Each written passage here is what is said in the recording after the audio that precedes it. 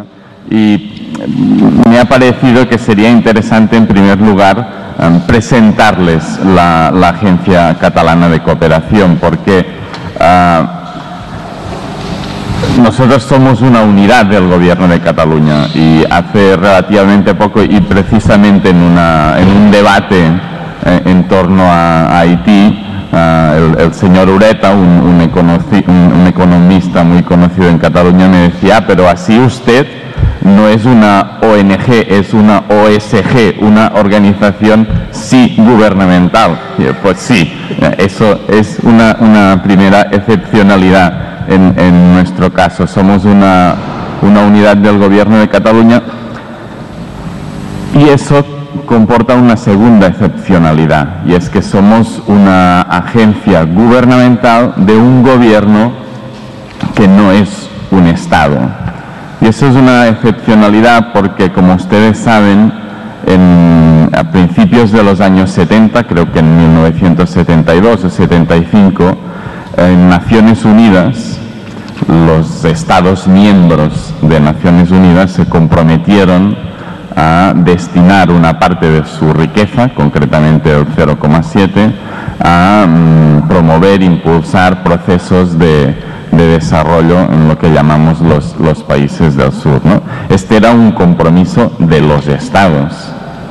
y evidentemente Cataluña no es un Estado ni forma parte de Naciones Unidas y por lo tanto no es un compromiso que en principio afectara al gobierno de Cataluña, ¿no? Pero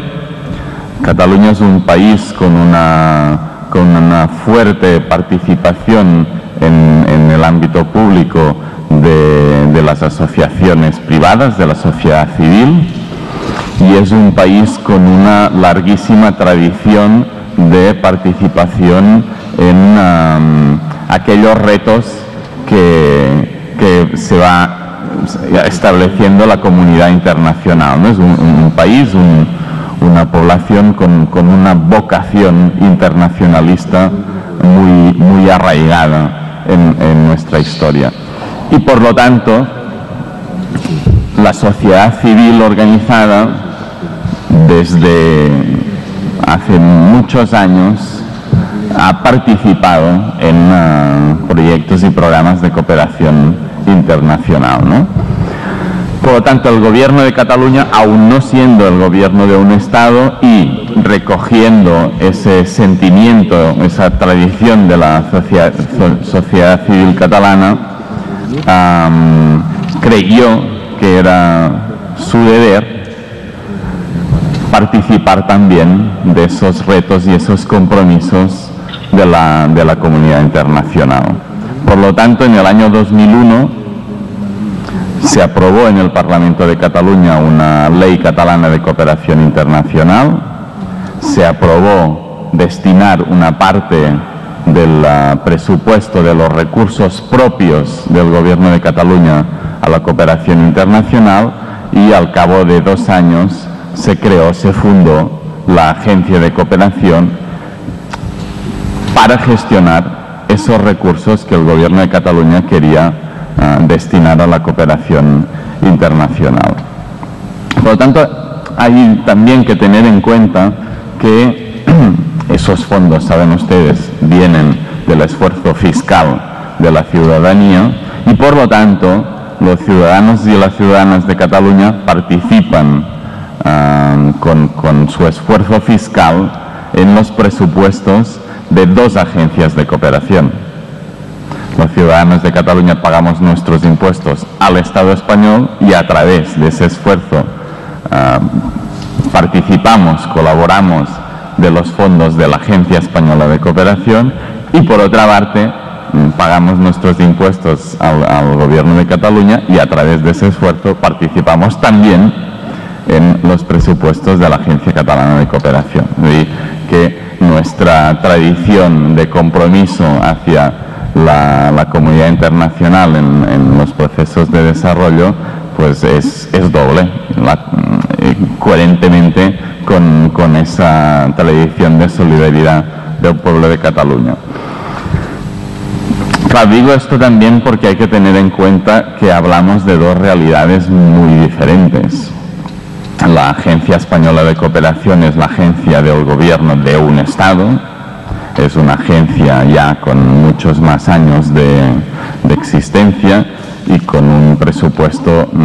absolutamente distinto al de la Agencia del Gobierno de Cataluña. Creo que el presupuesto de la Agencia Española, y me corregirás, debe estar alrededor de los 3.000 millones, 2.000 millones, 3.000 millones, ¿no? El de la Agencia Catalana de Cooperación es de 50 millones. Digo las cifras porque ayudan muy bien a entender cuál es la dimensión y la capacidad de cada una de las agencias, ¿eh? Bueno, pues bien, decía, en 2001 se aprobó la ley, en 2003 se creó la agencia y por lo tanto se definió un modelo de cooperación catalana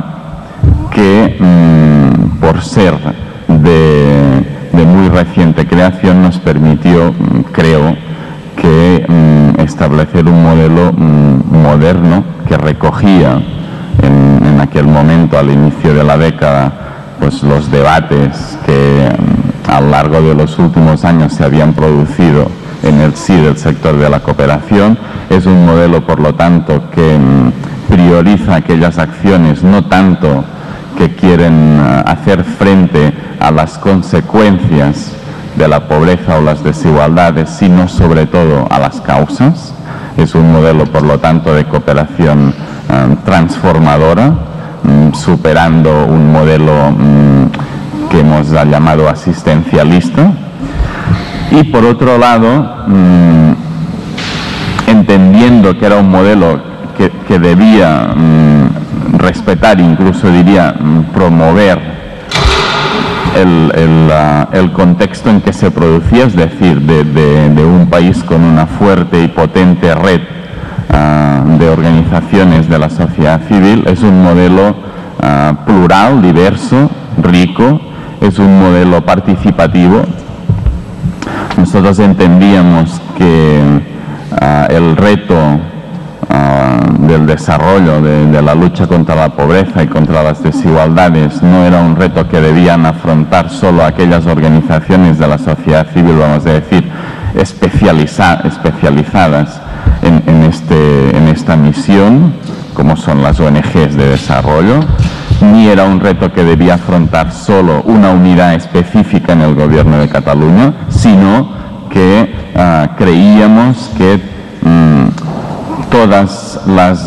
entidades de la sociedad civil tienen un rol, tienen un valor añadido, tienen una especificidad por su ámbito profesional que no es nada desechable, y el mismo caso en otras unidades del gobierno, es decir, que las universidades catalanas tenían un papel a aportar, un papel a jugar, que los sindicatos en Cataluña también podían impulsar proyectos específicos, las entidades juveniles, los agentes empresariales. Cada uno de estos actores sociales puede aportar su experiencia, su valor añadido profesional. Y en el mismo sentido, pues las diferentes unidades del Gobierno de Cataluña, el Departamento de Salud, de Educación, de Juventud, etcétera, etcétera, podían sumarse a este trabajo, ¿no? Y además, con la voluntad de ordenar la pluralidad, es una riqueza y un valor añadido, pero también puede ser generadora de un cierto desorden, ¿no? Por lo tanto, era muy importante también establecer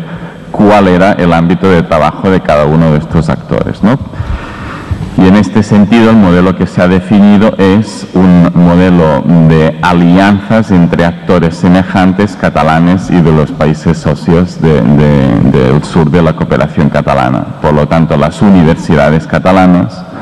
establecen, con el apoyo del gobierno, partenariados, alianzas con universidades de los países socios del sur, y para impulsar aquellos proyectos en los sectores donde ellos aportan un valor añadido, en este caso pues la investigación, la formación universitaria, ¿no? En el mismo sentido, pues hemos promovido la alianza entre sindicatos para trabajar en el ámbito de los derechos laborales, entre entidades juveniles para propiciar un mayor apoderamiento de los y las jóvenes en los países socios, etcétera, etcétera, ¿no? Y de la misma forma, pues, el Ministerio de Salud del Gobierno de Cataluña, en colaboración con la agencia, participa en aquellos proyectos que impulsa la agencia en el ámbito de la salud, etcétera, etcétera, ¿no? Bien. Como estábamos convencidos de la importancia de ese modelo participativo como un valor añadido, las políticas que definen la actuación o aquellas actuaciones que debe impulsar el Gobierno de Cataluña han sido elaboradas de una forma consensuada entre todos los actores. Quiere decir que al final la Agencia Catalana de Cooperación al Desarrollo es una entidad del Gobierno ejecutora de unas políticas que no ha definido la agencia. La agencia ha participado como el resto de actores. Esas políticas se establecen en el Plan Director de la Cooperación Catalana, como todos los actores de la cooperación internacional gubernamentales tenemos nuestros master plan, y ese Plan Director es un plan que se elabora durante un proceso de 1 o 2 años en que en el conjunto de los actores, las ONGs, las universidades, los sindicatos, las entidades juveniles, los agentes empresariales, el Gobierno de Cataluña, los ayuntamientos de Cataluña, etcétera, etcétera, trabajamos cuáles creemos que son aquellas prioridades, además entendiendo cuáles son aquellas prioridades en las cuales, o cuáles son aquellos sectores de intervención en los cuales nuestro país, por nuestra historia, por nuestro saber hacer, podemos aportar alguna cosa especialmente relevante en relación al conjunto de la comunidad internacional. Pues es el conjunto de estos actores que a través de ese plan director establecemos cuáles van a ser nuestros ámbitos y nuestras prioridades de actuación. En este sentido, pues el plan director establece tanto una línea de actuación en el ámbito del desarrollo, es decir, aquellas actuaciones que buscan un impacto a largo plazo, otra línea de acción humanitaria, que es una lógica mucho más inmediata, de un impacto más puntual inmediato, y también una línea a la cual cada vez estamos dando más relevancia, que es lo que llamamos la sensibilización de los ciudadanos y ciudadanas de Cataluña. Las dos primeras líneas de actuación son para desarrollar en los países socios del sur, y la tercera es para impulsar aquí en Cataluña. Y digo, cada vez es más importante porque también a raíz de estas reflexiones que el propio sector ha ido llevando al cabo de los años, nos damos cuenta de cuál es el impacto real de la ayuda oficial al desarrollo. Varios economistas nos indican que la ayuda oficial al desarrollo, aquellos recursos que los países, llamemos del norte, destinan a los países del sur, son una quinta parte de lo que los países del sur pagan al norte en concepto de deuda. Por lo tanto, esa desproporción nos indica realmente que donde hay que focalizar los trabajos para buscar una transformación de esas relaciones desiguales están tanto en el sur como en el norte, ¿no? Por lo tanto que quizá podríamos llegar a pensar que más que las actuaciones que llevamos a cabo al sur serán determinantes acciones en el norte que cambien nuestro modelo de vida, que seguramente es el que dificulta la capacidad de desarrollo de otros países, ¿no? Por lo tanto, promover pues una opción de comercio justo entre los ciudadanos y las ciudadanas de Cataluña, un consumo más lógico y responsable, etcétera, etcétera. El plan director también establece cuáles deben ser las modalidades de cooperación al desarrollo. Y en este caso, y básicamente, y para no alargarme mucho más, hay dos grandes modalidades, que sería la que llamamos la cooperación indirecta, aquella cooperación impulsada, liderada por los actores de la sociedad civil, es decir, acciones en que el gobierno da un apoyo a las ONGs, a las universidades, a las entidades juveniles, a los sindicatos, para que impulsen sus propios proyectos en alianza, colaboración, partenariado con sus semejantes de los países del sur. Y en ese caso, y teniendo en cuenta, como decía, la importancia, la relevancia de la sociedad civil en Cataluña, es la modalidad principal. Entre un 60 y un 70%, 60 y 70% de los recursos de la Agencia Catalana de Cooperación van a apoyar a las iniciativas de la sociedad civil. Y por otro lado, pues la cooperación directa, que es aquella que lidera el propio gobierno de Cataluña, y que, teniendo en cuenta ese ordenamiento que antes les explicaba, de promover alianzas entre actores semejantes, promover la alianza entre universidades catalanas con universidades de los países del sur, sindicatos con sindicatos. En esa misma lógica entendíamos que aquellos proyectos liderados por el gobierno de Cataluña debían ser a través de alianzas con gobiernos de los países del sur, con gobiernos de diferentes niveles administrativos, gobiernos estatales, pero también gobiernos regionales o gobiernos municipales locales. Y por otro lado, otra de las priorizaciones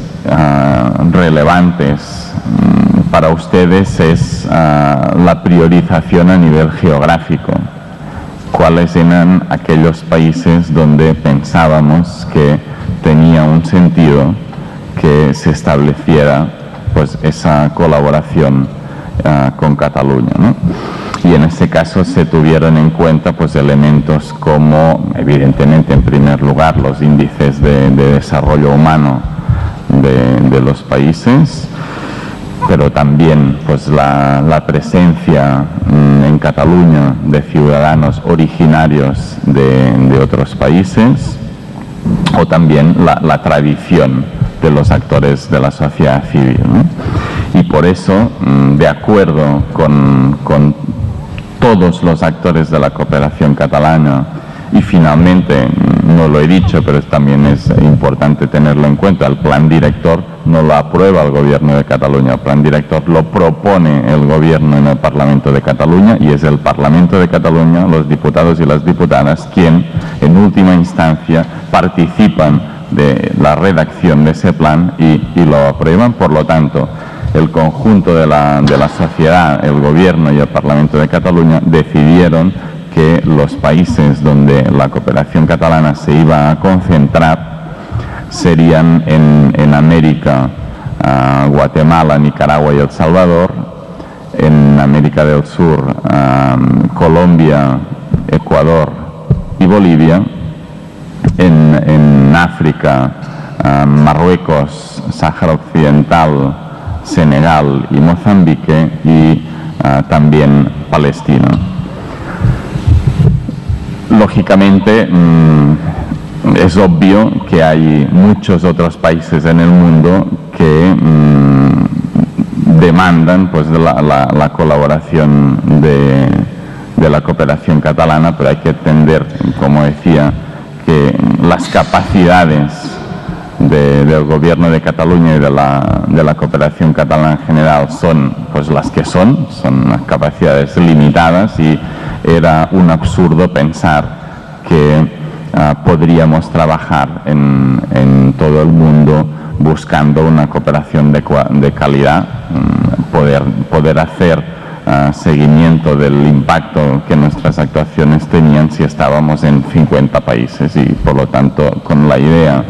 de trabajar más en un sentido de la calidad que no de la cantidad, creímos que lo más oportuno era concentrarse solo,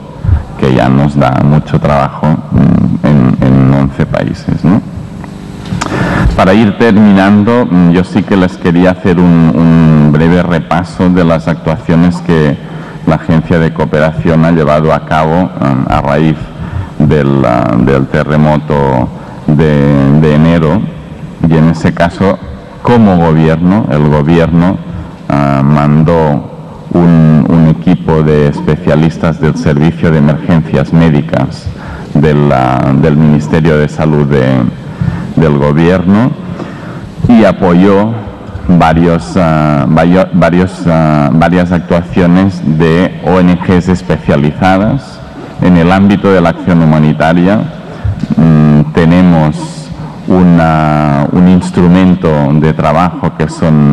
que lo llamamos los convenios de acción humanitaria, a diferencia del resto de líneas estratégicas donde se sacan convocatorias de concurrencia para los actores. En el caso de la acción humanitaria, y por la lógica de que es difícil prever cuáles van a ser las necesidades durante el año, lo que hacemos es un sistema de concurrencia para firmar convenios. En esos convenios se establecen unos marcos de actuación y una vez firmados, a lo largo del año, las entidades con las que hemos firmado convenios nos presentan sus proyectos y sus actuaciones, y en ese marco de convenios de actuación apoyamos un envío de Cruz Roja a Cataluña de material de, ¿cómo se dice? Aixopluc en español, de tiendas, vamos a decir, de tiendas de campaña, de lonas para aquellas familias que se habían quedado sin vivienda, y de enseres de primera necesidad, enseres para cocinar, para la higiene básica. Por otro lado, apoyamos un envío de Farmacèutics Mundi, de material farmacológico, otro de Intermonoxam y de acción contra el hambre, de agua y de productos de nutrición básica, y financiamos el viaje de profesionales de Payasos sin Fronteras, pues para actuaciones en el ámbito de la ayuda psicosocial. Y finalmente la actuación más potente que se ha llevado a cabo es con Cruz Roja. Cruz Roja tiene en Barcelona el Centro Mundial de estructuras de Aixopluc, de alojo temporal, y de ese centro mandamos 600 módulos. Son unas estructuras que pretenden dar un alojamiento a aquellas familias que se han quedado sin vivienda posterior al primer envío de tiendas de campaña, en previsión, pues, de que en una fase de reconstrucción se disponga de viviendas, pues, de construcción ordinaria, ¿no? Es para entenderlo, son casitas que nos permiten superar esa primera fase de tiendas de campaña en espera al cabo de 2-3 años de la reconstrucción de las viviendas, ¿no? Eso al final ha supuesto destinar 1 millón de euros a la fase de emergencia en Haití, y a partir de ahí lo que se está trabajando para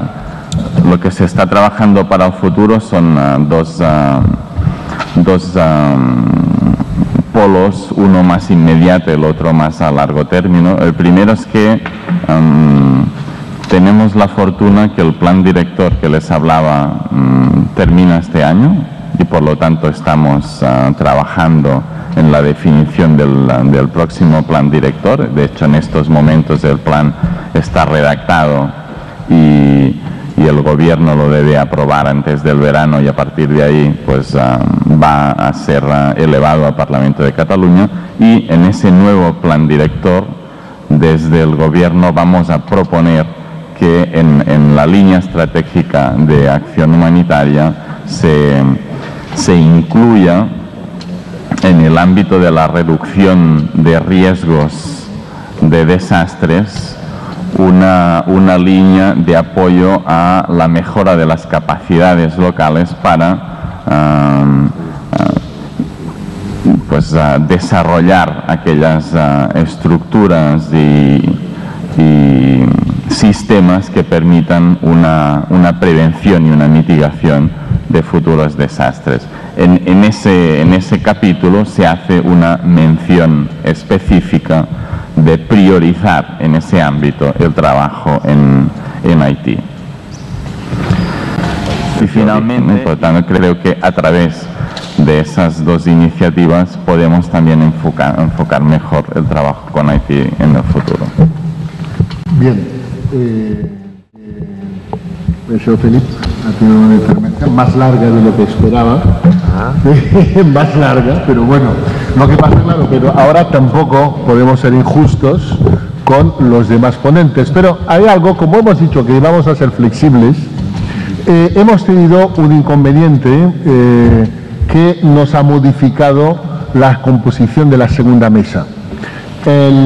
Los imprevistos han sido los siguientes. Tenían que participar el regidor de cooperación del Ayuntamiento de Cambrils, aquí presente el señor Oliver Klein.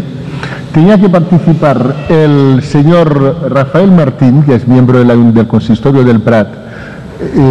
pero bueno, se le ha muerto un familiar y no puede estar. Y luego el alcalde de la ciudad de Miraguán, que no ha podido venir, pero por una cosa lo comentaba con el señor Nicolau, porque como miembro, como conocedor un poco de la realidad de lo que se está pasando en Haití, no ha podido tener visado para salir a tiempo, porque el único país, la única embajada que en ese momento está dando visados para salir, para llegar a Europa, es la embajada de Francia. Por lo tanto, cuando uno solicita un visado, hay bastantes salidas y me parece el ministro, no sé por qué conducto ha podido conseguir el visado de forma rápida, pero bueno, pues la delegación se ha tenido que quedar en Haití por carecer del visado de salida. Por lo tanto, eso nos ha modificado la segunda mesa. Como hemos empezado con retraso, vamos a juntar las dos porque habla de reconstrucción y de municipalismo y el otro interviniente era el comisionado, el señor Manuel Vila. Por lo tanto, pasaremos dentro de 5 o 10 minutos, haremos que pase el señor Oliver Klein a la mesa también, o desde aquí quiere participar, vale. Eso sí, haremos las intervenciones más cortas para que todos podamos hablar y hablar. Pero antes de pasar la palabra, me parece al señor Vila o al señor Nicolau, que lo hacemos, al señor Nicolau, antes de pasarle la palabra, hay una cosa que ha dicho el señor Felipe, que a mí, la verdad, me preocupa. Me preocupa el concepto de país prioritario. Ahora que son los que deciden o los que más saben a nivel de cooperación, aprovecho para decirlo, encuentro un contrasentido hablar de objetivos del milenio, luchar contra el hambre y definir un país prioritario. O sea, el objetivo del milenio se conseguirá reducir la pobreza en, por ejemplo, Marruecos, que se ha elegido como país prioritario, o transversalmente se ha de luchar contra el hambre en todos los países del mundo. ¿Me explico o no? O sea, esto me choca y me molesta como ciudadano, no como persona, no, me molesta, sinceramente. Entonces, el concepto de país prioritario, cada vez que lo dice un oficial, me sublevo, pero claro, mi reacción de ciudadano del mundo, es decir, no puede ser, no lo puedo aceptar. No puedo aceptar que se muera una persona en Haití y que una agencia de cooperación que esté donde esté, me diga, lo siento, Haití no es un país prioritario. Pero yo lo digo por Haití, lo podría decir de la República Dominicana, ahí saludo al presidente de la Comisión Consultiva, lo puedo decir por Angola, por cualquier otro país. Me parece... bueno, ya les dejo la palabra al señor Nicolau porque me va a contestar, aprovechará para contestarme.